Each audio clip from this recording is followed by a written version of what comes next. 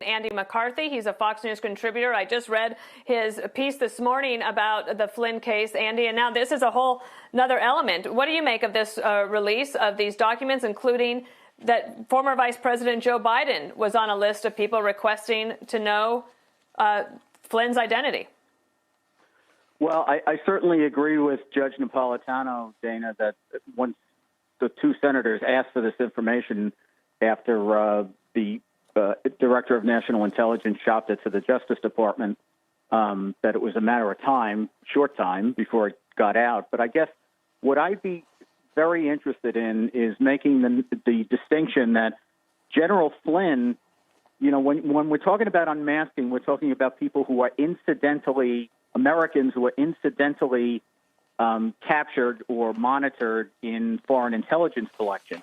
General Flynn, we now know, on the basis of all these disclosures that have been made in the last few weeks, was not incidentally anything. He was a target. They made him the target of an investigation, which seems to me, if you have him as the roving target in the Trump campaign, then anyone he comes into contact with could be incidentally collected in connection with foreign intelligence collection, because they identified him preposterously as a clandestine agent of Russia.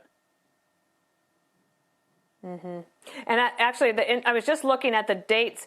This letter from the National Security Agency says, per your email request, I'm providing this list of identities of any officials that asked for this NSA information between the 8th of November 2016 and the 31st of January 2017. So I'm just thinking that timeline, sir, is very interesting because it's right after the election or right before. I can't remember the date of the election, but November 8th, 2016, till right after the inauguration. Does that tell us anything? Yeah, November 8th was Election Day.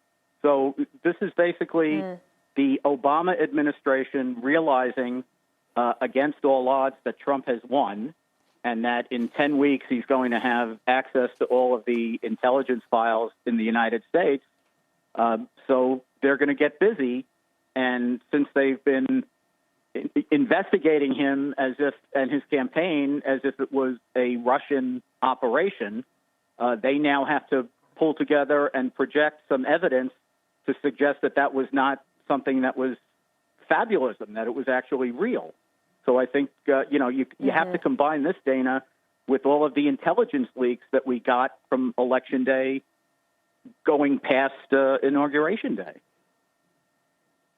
And Andy, on this list, of course, the DNI at the time, James Clapper, and the director of the CIA, John Brennan, both of those individuals had been quite willing to talk publicly about the Russia collusion story, all up through impeachment. They're really willing to go on the record and talk about that. I mean, do they have some obligation now to explain themselves in this action? Well, I thought they've had an obligation all along, Dana, and I'd also point out that Clapper appears to have been involved in the leak of the dossier, the ridiculous Steele dossier that in the beginning of January, CNN got first, and then BuzzFeed published the whole thing.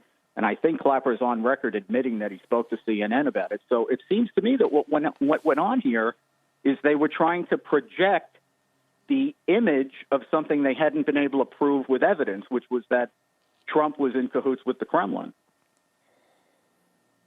Can I ask you something about this list? Do you think, Andy, in your experience, that all of these individuals would have asked for this unmasking separately, or do they communicate amongst themselves and all agree that they're going to ask for it at the same time?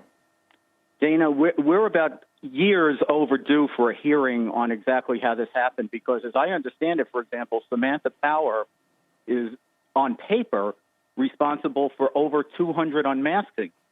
She says she didn't do it. So I don't think we know how they did this.